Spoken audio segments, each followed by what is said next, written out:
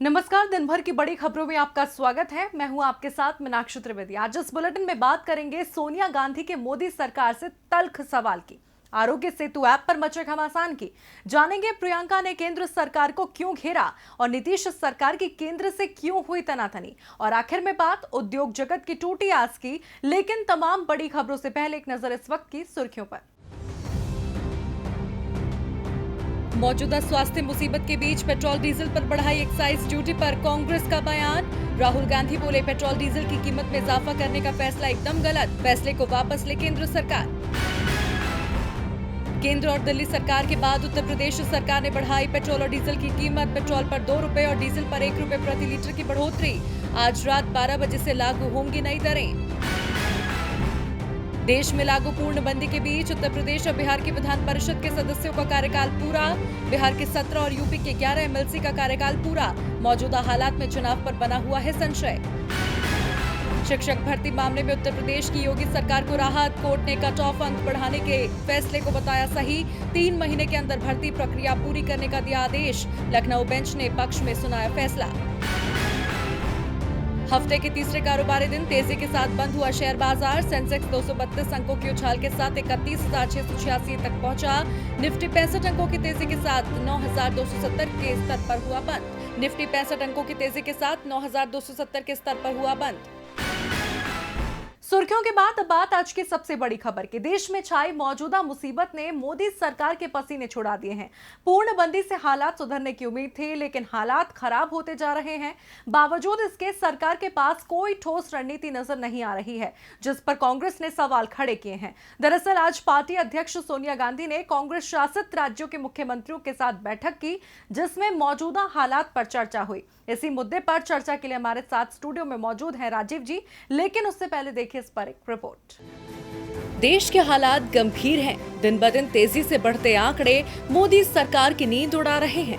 कांग्रेस भी इस मुसीबत की घड़ी में सरकार का पूरा साथ देने की कोशिश कर रही है। लगातार हालात को बेहतर करने के लिए अपने सुझाव सरकार तक पहुंचा रही है, लेकिन इसके बावजूद सरकार की प्लानिंग कुछ खास नजर नहीं आ रही। इस बीच आज मौजूदा हालात को लेकर कांग्रेस शासित राज्यों के मुख्यमंत्रियों के साथ पार्टी अध्यक्ष सोनिया गांधी ने चर्चा की। बैठक में मुख्यमंत्रियों के अलावा पूर्व मुख्यमंत्री मनमोहन सिंह और कांग्रेस के पूर्व अध्यक्ष राहुल गांधी समेत कई नेता मौजूद रहे। इस दौरान सोनिया गांधी और मनमोहन सिंह ने सरकार की प्लानिंग को लेकर सवाल उठाए। सोनिया ने सरकार से सवाल पूछा कि 17 मई के बाद मोदी सरकार के पास क्या रणनीति है। मनमोहन सिंह ने भी इस बात पर जोर दिया कि राज्यों के मुख्यमंत्रियों को आगे की रणनीति के बारे में पता होना चाहिए। इस बैठक में एक बार फिर राजस्थान, पंजाब, छत्तीसगढ़ और पुडुचेरी के मुख्यमंत्रियों ने केंद्र से राहत पैकेज की मांग की। राजस्थान के मुख्यमंत्री अशोक गहलोत ने कहा है, जब तक व्यापक प्रोत्साहन पैकेज नहीं दिया जाता तब तक राज्य और देश कैसे चलेंगे। हमने 10,000 करोड़ रुपए का राजस्व खो दिया है। राज्यों ने पैकेज के लिए बार बार प्रधानमंत्री से अनुरोध किया है, लेकिन हमारी बात को अनसुना कर दिया गया है। वहीं पंजाब और पुडुचेरी ने जोन के आधार पर किए गए वर्गीकरण को बेतुका बताया। साथ ही कहा, दिल्ली में बैठे लोग बिना राज्य सरकारों की सलाह के जोन का वर्गीकरण कर रहे हैं। आखिर ये लोग राज्यों की हालत कैसे बता सकते हैं? आखिर जोन बंटवारे में किसी भी राज्य या मुख्यमंत्री से परामर्श क्यों नहीं लिया गया? कुल मिलाकर देखा जाए तो सरकार की रणनीति कुछ खास नजर नहीं आ रही है। पूर्णबंदी के 2 चरणों के बाद सरकार ने कुछ रियायतें दी हैं, लेकिन अब जब मामले बढ़ रहे हैं तो सरकार के पास इसके लिए क्या प्लान है, किसी को नहीं पता। अगर हालात ऐसे ही रहे तो ना जाने देश पूर्णबंदी के कितने पार्ट और देखेगा। अब रुक करते हैं राजीव जी का। राजीव जी, आपका स्वागत है। धन्यवाद मीनाक्षी। राजीव जी, आपका स्वागत है।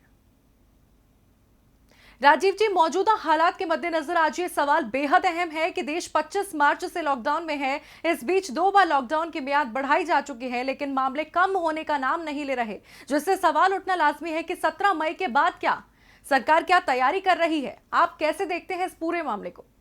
जी मीनाक्षी, ये एक अहम सवाल है कि आखिर 17 मई के बाद क्या 17 मई के बाद देश की हालत पटरी पर आ जाएगी और सब कुछ सामान्य हो जाएगा?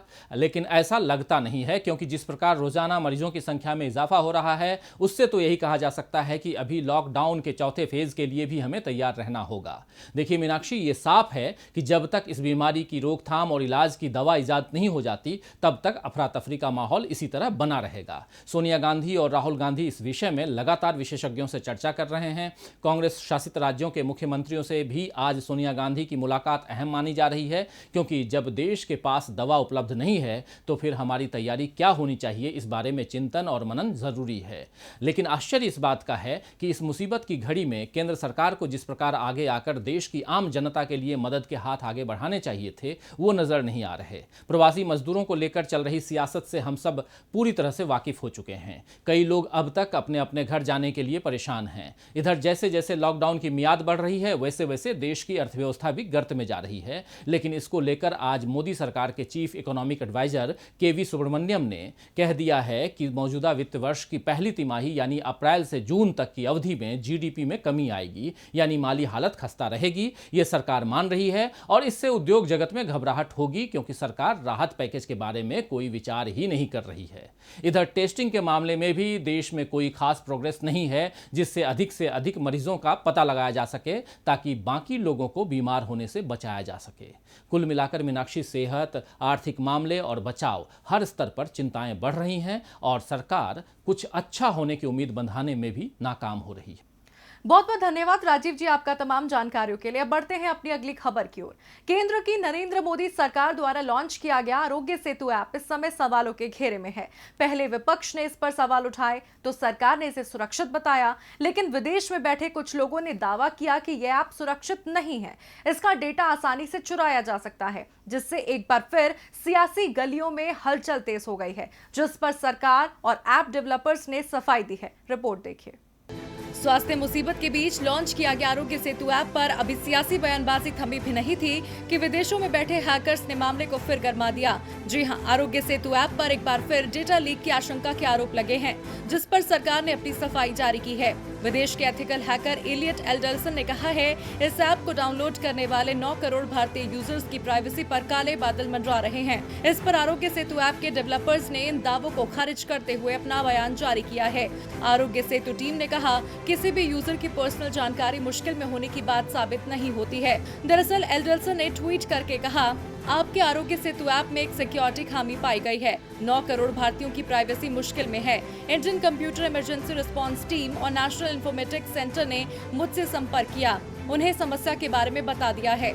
इस पर आरोग्य सेतु की ओर से कहा गया कि हम लगातार अपने सिस्टम की टेस्टिंग और अपग्रेडिंग कर रहे हैं।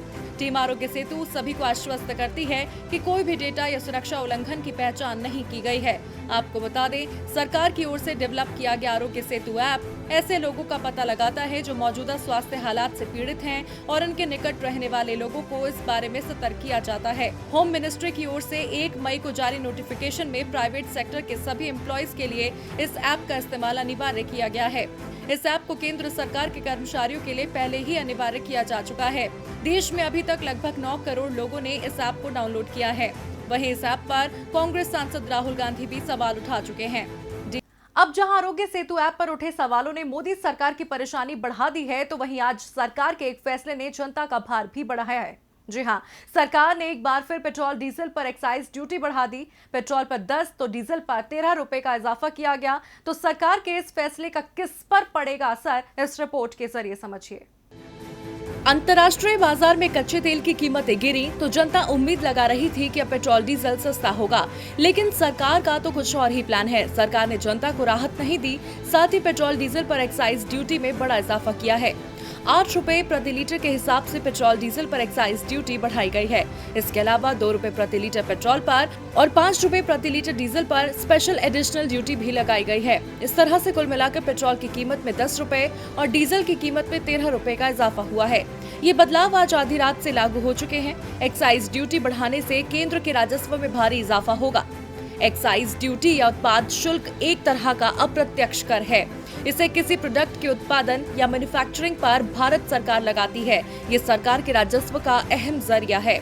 लेकिन आपको बता दें कि एक्साइज ड्यूटी में इजाफे का असर जनता पर नहीं पड़ेगा। कीमतों में बढ़ोतरी की भरपाई तेल कंपनियां खुद करेंगी।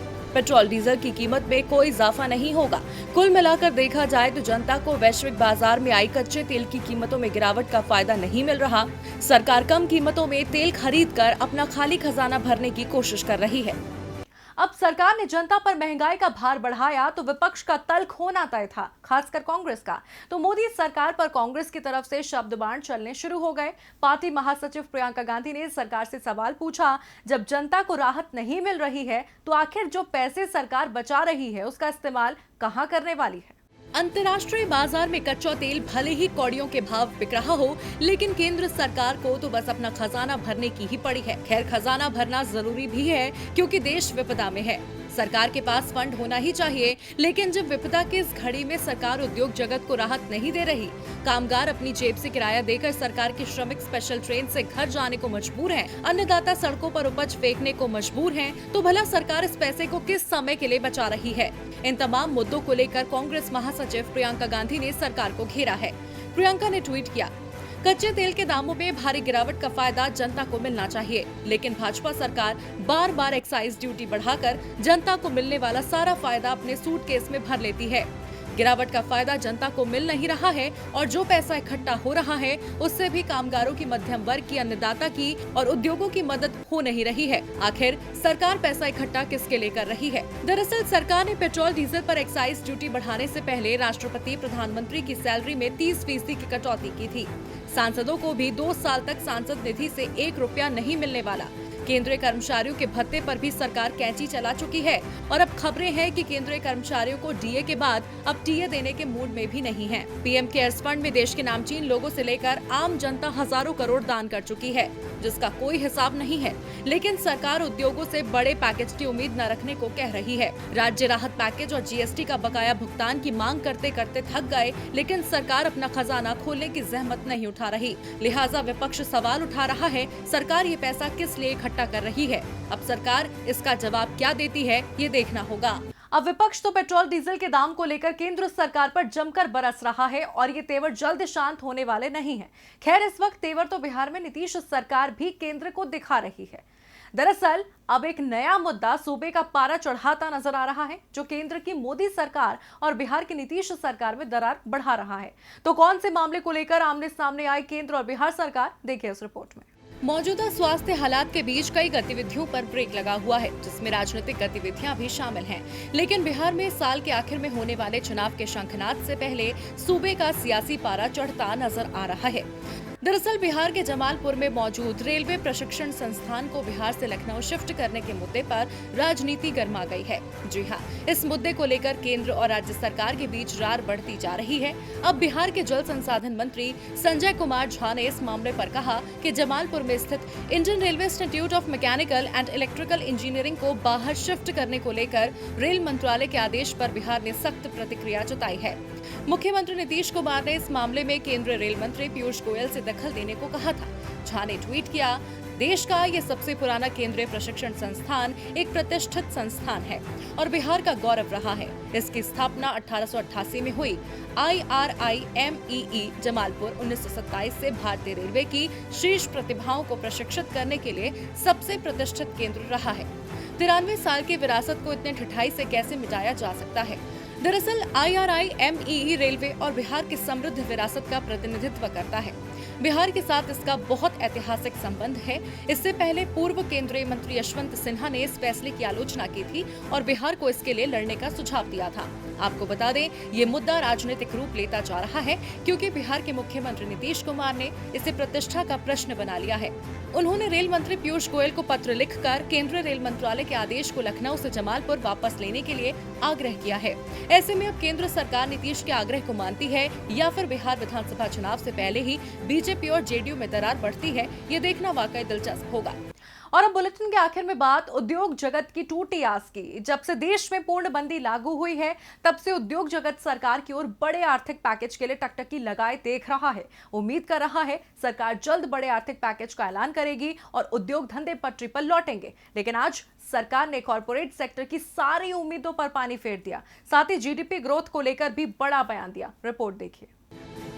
मौजूदा स्वास्थ्य हालात से उद्योग जगत पर काले बादल मंडरा रहे हैं। छोटे उद्योग धंधों के बंद होने के आसार बन रहे हैं, जिसकी वजह से लाखों लोगों की नौकरियां जा सकती हैं। इस परेशानी से उबरने के लिए उद्योग जगत को बड़े आर्थिक पैकेज की जरूरत है।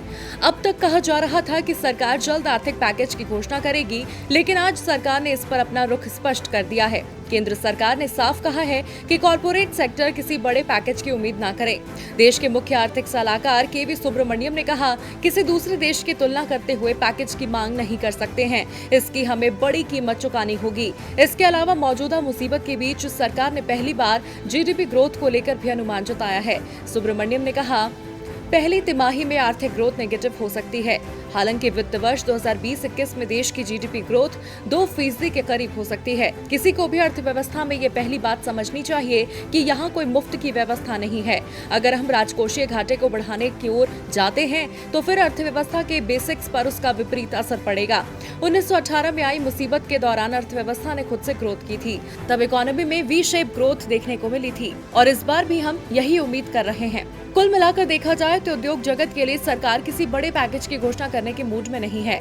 वहीं जीडीपी ग्रोथ को लेकर भी सरकार ने माना है कि पहली तिमाही में आर्थिक ग्रोथ नेगेटिव रह सकती है।